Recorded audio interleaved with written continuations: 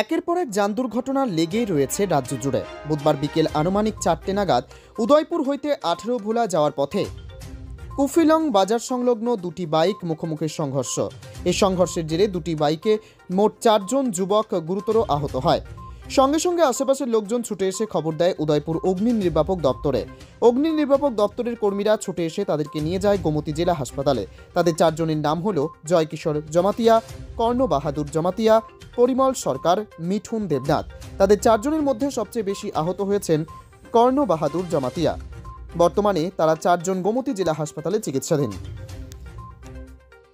একটা কল পাইছি কুকুলং বাজার, কুকুলং বাজার পাড়িয়া একটা গাড়ি অ্যাক্সিডেন্ট, একটা দুইটা অ্যাক্সিডেন্ট করেছে আমাদেরকে। তো আমরা ঘটনাস্থল যখন আমরা যাওয়া হয়েছে তখন দেখছি যে দুইটা বাইক সংঘর্ষ হয়েছে এখানে। তো মেজর অ্যাক্সিডেন্ট এখানে। তো আমরা এখান থেকে 4 জনকে আমরা রেস্কিউ করছি। এর মধ্যে 2 জন একটু মেজর ইনজুর্ড আর 2 জন মোটামুটি হয়েছে। 2 জনের অবস্থা একটু বেশি খারাপ। এর মধ্যে নাম বয়স জানা যায়? তাদের জয়কিশোর জমাতিয়া একজন আমরা নাম পাইছি, আর একটা হলো কর্ণ বাহাদুর জমাতিয়া। এই কর্ণ বাহাদুরটা সবচেয়ে ভীষণ সিরিয়াস। এরপরে পরিমল সরকার একজনকে আমরা রেস্কিউ করছি, আর একটা হলো মিঠুন দেবনাথ, এই আরেকজন পেশেন্টকে আমরা রেস্কিউ করছি।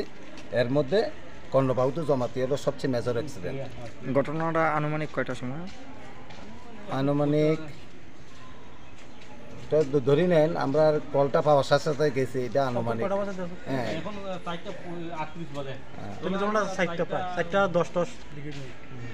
ও 4:10 ব্যুরো রিপোর্ট, জনতার বার্তা।